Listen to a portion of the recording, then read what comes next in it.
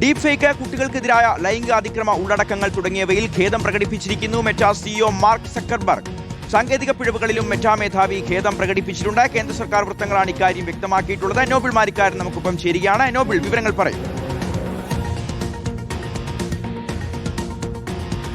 Shiyas, IT മന്ത്രാലയം Meta പ്രതിനിധികളെ കഴിഞ്ഞ ദിവസം വിളിച്ചു വരുത്തിയിരുന്നു. പ്രധാനപ്പെട്ട കാര്യം എന്ന് പറയുന്നത് പല ഘട്ടത്തിലായി ഈ കുട്ടികളുടെ അടക്കം ലൈംഗിക ദൃശ്യങ്ങൾ അടക്കം ഉൾക്കൊള്ളുന്ന ഉള്ളടക്കങ്ങൾ പ്രചരിച്ചിരുന്നു. അതോടൊപ്പം തന്നെ ഡീപ് ഫേക്ക് വീഡിയോകൾ പ്രചരിച്ചിരുന്നു. ഒപ്പം പ്രധാനമന്ത്രി നരേന്ദ്രമോദിയുടെ വീഡിയോ കഴിഞ്ഞ ദിവസം 5 മണിക്കൂറാണെങ്കിൽ പോലും ഫേസ്ബുക്കിൽ നിന്ന് നീക്കം ചെയ്യുന്ന സാഹചര്യം അടക്കം ഉണ്ടായിരുന്നു. ഇതിന് കടുത്ത അതിർത്തിയായിരുന്നു കേന്ദ്രം ഉണ്ടായത്. ഈ വിഷയത്തിൽ മെറ്റ മാപ്പ് പറയണം എന്ന് IT പാർലമെന്ററി സമിതി അടക്കം ആവശ്യപ്പെടുകയും ചെയ്തിരുന്നു. അതിന്റെ അടിസ്ഥാനത്തിലാണ് ഇപ്പോൾ മാർക്ക് സക്കർബർഗ് ഇക്കാര്യത്തിൽ മാപ്പ് പറഞ്ഞിരിക്കുന്നത് എന്നാണ് നമുക്ക് മനസ്സിലാക്കാൻ കഴിയുന്നത്. കേന്ദ്ര സർക്കാരിന്റെ IT മന്ത്രാലയത്തിലെ ഉദ്യോഗസ്ഥർ തന്നെയാണ് ഇക്കാര്യം വ്യക്തമാക്കുകയും ചെയ്തിരിക്കുന്നത്. പ്രധാനപ്പെട്ട കാര്യം എന്ന് പറയുന്നത് ഈ കുട്ടികളുടെ അടക്കം ലൈംഗിക ചുവയുള്ള പരസ്യങ്ങളുള്ള ഉള്ളടക്കമൊക്കെ തടയുന്നതിൽ വീഴ്ച പറ്റിയിട്ടുണ്ട് എന്നാണ് ഇതിൽ മെറ്റ ഇപ്പോൾ സമ്മതിച്ചിരിക്കുന്നത്. ഒപ്പം ഡീപ് ഫേക്ക് വീഡിയോകളുടെ കാര്യത്തിലും ഇത്തരത്തിൽ വീഴ്ചകൾ സാങ്കേതികമായി ഉണ്ടായിട്ടുണ്ട് എന്ന് സംബന്ധിച്ചതായി വിവരം പുറത്തേക്ക് വരുന്നുണ്ട്. അതേസമയം പ്രധാനമന്ത്രിയുടെ വീഡിയോ നീക്കം ചെയ്ത് സാങ്കേതിക തകരാർ ആണെന്നാണ് മെറ്റയുടെ വിശദീകരണം. പക്ഷേ ഈ വിശദീകരണത്തെ പൂർണ്ണമായും കേന്ദ്ര സർക്കാർ ഇപ്പോഴും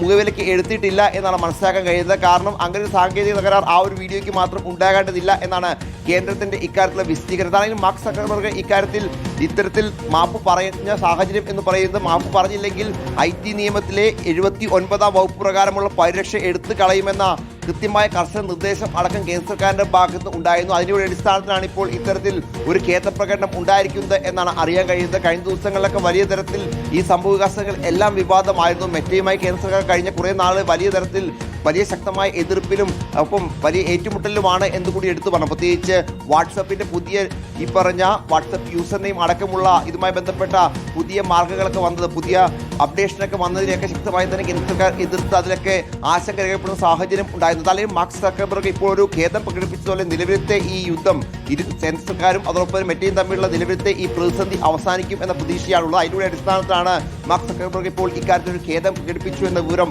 പുറത്തേക്ക് വരുന്നത്. എന്നാലും കേന്ദ്ര സർക്കാർ വൃത്തങ്ങളാണ് ഇക്കാര്യത്തിൽ ഇങ്ങനെയൊരു നിലപാട് ഇപ്പോൾ പങ്കുവച്ചിരിക്കുന്നത്. ഷിഹാസ്.